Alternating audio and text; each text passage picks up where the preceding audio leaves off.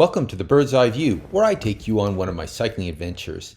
In this episode, I'm taking part in the Canadian National Championships in the Masters C category. For the second consecutive years, the championships are taking place in Victoria, BC. My brother-in-law Adrian told me you always need a map for reference, so here it is. Arrived in Victoria for the Masters National Championships, bikes, yep, and going to pick up the rental. A cycling adventure's gotta have more than just cycling. Vancouver Island's got lots to see and do. Gonna take you with me on that trip. Once we loaded up the car, we drove up to Qualicum Beach, which actually took about 3 hours. It's beautiful. There are eagles soaring overhead. It's right up there. Wow, special. After a morning at Qualicum Beach, we made our way to Cathedral Grove, where we saw an active forest fire on the way. This is Cathedral Grove. Vancouver Island. On our way to Long Beach, we pulled over at the Kennedy River Rest Stop. More cool spots on the way to Tofino. It's like rock bed. This stream has this little fall, little gorge through here. On the other side, you can see downstream all these rocks and people jumping off and swimming in the freezing cold, light rain. 45 minutes more in the car and we were at our destination. This is Long Beach in Tofino, where the surf never seems to end. And the surfers are out there with daylight and enjoying it.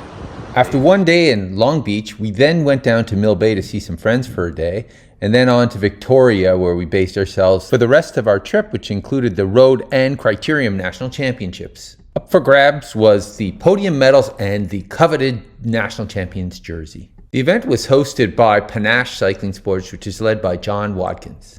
It's a 10-kilometer loop, which we do 8 times, and there's 165 meters of elevation gain per lap. Now let's go back in time to last year. Here's the results. As you can see here, or barely see, yep, there I am, finishing third, same time, out sprinted at the end. There's me in the podium. Oh, a year earlier, 2023, again, second place, out sprinted in the podium. 2022, same result, out sprinted at for the podium. And even going back 10 years to 2011, there I am in second place once again at the National Championship. So let's do the accounts. 4 participations, 3 silvers, 1 bronze, out sprinted at the line 3 times. I've got some unfinished business to take care of. So here I am at the start. Uh-oh, this doesn't look good. I was right in the middle of an atrial fibrillation episode. I'd been in AFib for over a day, which had a serious impact on the performance I put out in the time trial. Here's a little explanation of what vagal AFib is. Fibrillation, or AF for short, is when other areas of the atria send out electrical impulses too. These irregular impulses cause the atria to twitch. When this happens, blood isn't pumped out effectively. What is vagal AF? Vagal AF is a type of atrial fibrillation that tends to occur when the body is at rest. Typical triggers include sleeping or lying down after a long day, eating a heavy evening meal, drinking alcohol in the evening, relaxing after intense physical activity, and postprandial periods, meaning especially after high carbohydrate meals. Resting after high carbohydrate meals? Are you kidding me? That is the quintessential pre-race meal for a cyclist. So, bottom line, should I exercise during an AFib episode? Well, it depends on your symptoms. I wasn't experiencing any of those more severe symptoms like lightheadedness or dizziness. So we're all sitting around waiting to start, and about 5 seconds before they actually blow the whistle to start, watch this.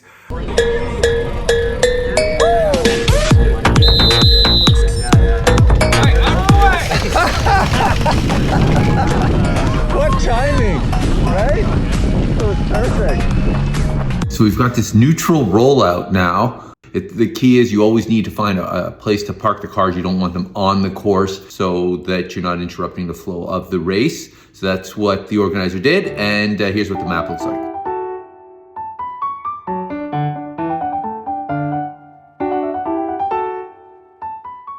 Here we're just about onto the loop, and you can see the neutral support car pull off and up into the distance.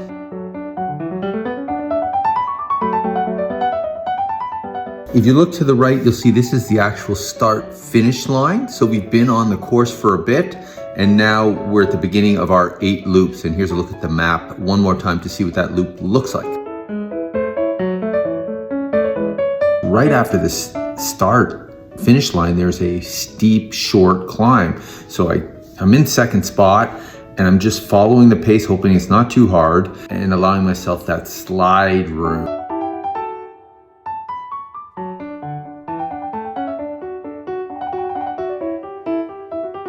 You can see by my face here that I'm still suffering, not comfortable. You can see another rider's coming up, taking over the lead as we're heading into the technical downhill section of the race. Riders coming by, Greg Kavanaugh. There's one of the Wolford brothers. Down to the lowest point of the course here, you use some momentum, but that group of 4 that went by are just up the road here, and I'm carrying on with the momentum of the downhill.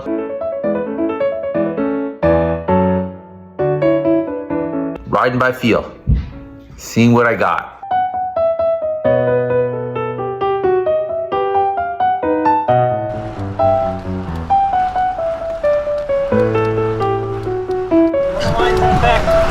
You don't have the whole road. Yeah, the group noticed as well. We got to stay on the right side of the yellow line. Oh, see that car come by. Good thing he got back over when he did. Another rider coming by. I'm really feeling it here, and this is just a second effort, second little climb on the course.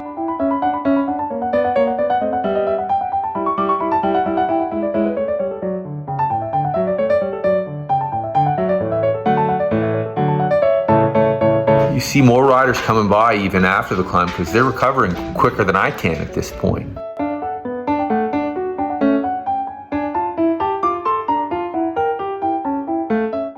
So we take this corner, you can look back. The group isn't that big. We've maybe lost 5, 6, 7 riders on the second effort. And this is a little undulating section on the back side of the course. You can see who's behind here. Same group that was at corner 2.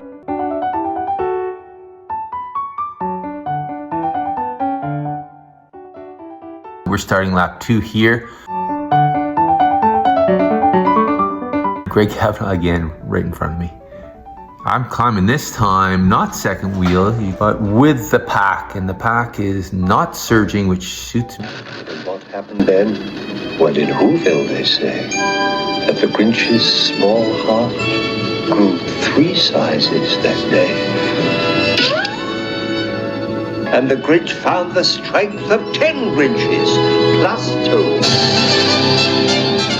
Watching that Grinch video, I can't help but think that Dr. Seuss maybe had vagal AFib, and that video really shows what it feels like when you get out of AFib and into that normal sinus rhythm. It's like, I can do anything, and you see that sled lifting it up and you pedal that bike as fast as you can. It's a fantastic feeling after feeling so low and sluggish. And we're all like looking around, and all of a sudden, everything's working. I don't need to recover like I did before. I'm not behind. I've got energy, and now let's see what I can do in the rest of the race.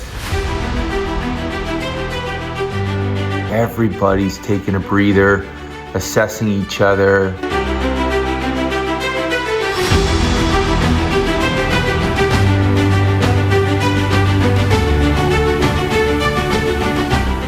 You can see us getting ready to lean in and take it to the right.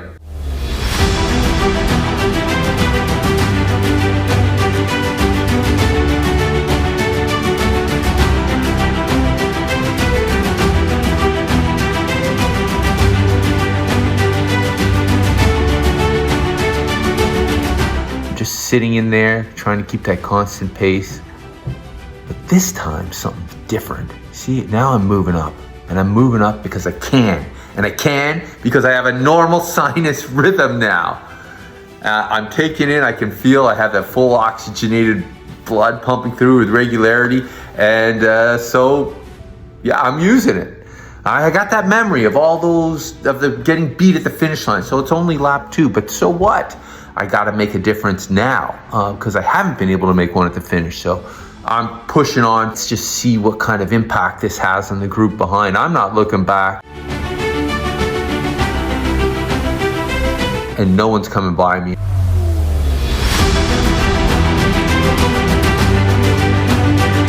Look back, you can see a shadow. Someone's right on my wheel. Wonder how many. Take that turn, look back, looking. Yeah. No longer 12 riders, right? Just a few. In fact, there were 4 riders on my wheel at this point.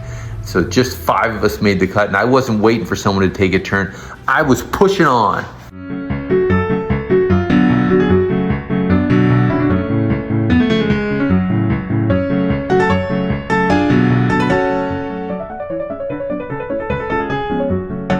So that was just about a 3-minute effort in real time.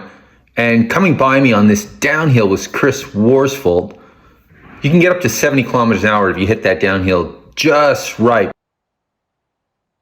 You can see Chris just looks over. He's not interested in pushing. That's Chris's brother. That's Maurice Worsfold coming through. This is Phil Nadon. And the 5th member of our group here is Hugh Trenchard. These guys are taking turns at this time. At this time, our group is working together to further distance ourselves from any chasers that may be left.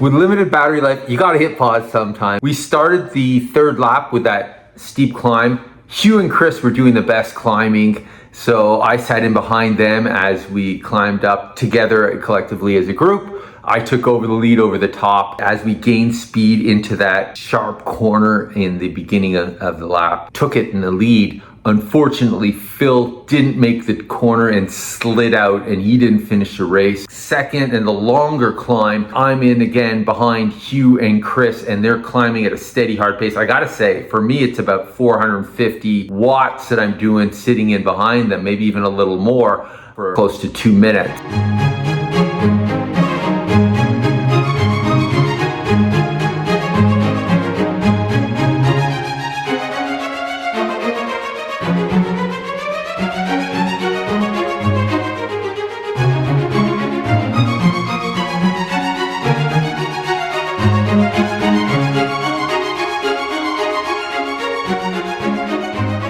I'm still sitting on their wheels even after the steep part of the climb. So they're pushing. Look at their legs spinning. Look what Chris does here. He starts cruising. So I see this. This is my opportunity. Hugh's still on the front pedaling, but light pedaling. So I just come through. Okay, now I'm going to keep this pace going. Keep pushing on. Look behind in the shadow. He's not right on my wheel. So Chris lets Hugh suffer the whole time. He's pulling at the end of the climb, pulling over the top. And now he doesn't close in the gap. I'm just recovering a little bit in that spot. Even look now in the shadow. Still not exactly on my wheel. So he's suffering at this point. He's not getting the full benefit of the draft, and I'm just pushing on.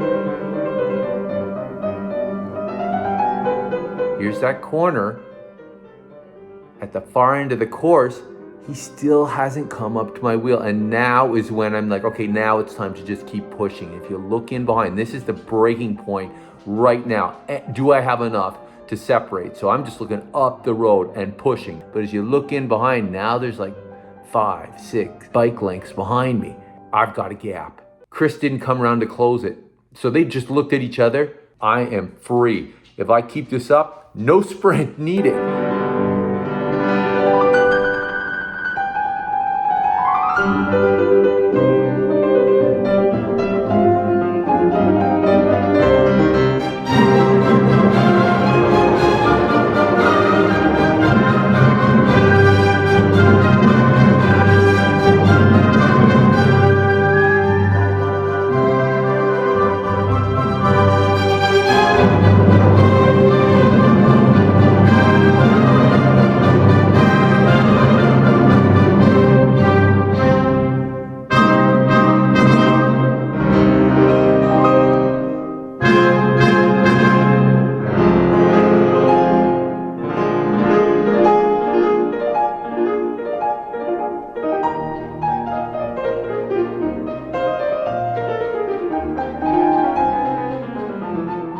I broke free halfway through lap 3, and then for the next 5 minutes enjoyed Beethoven's Piano Concerto No. 3. Then all I had was open road and 50 plus kilometers to go, and I wasn't letting up.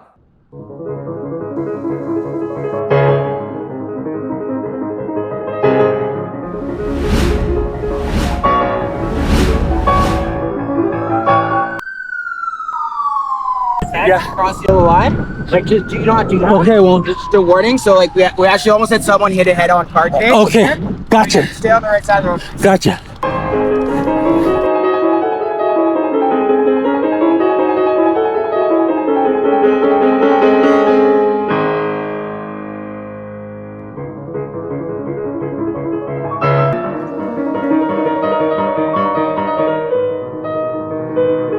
Go, go, go.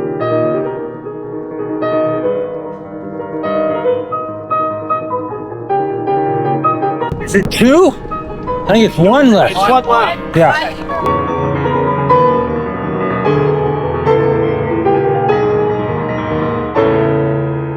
Good. Last lap. Thank you.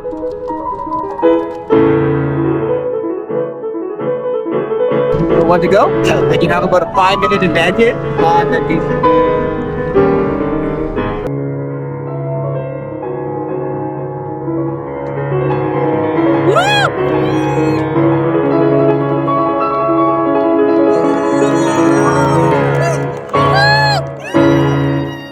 Thanks.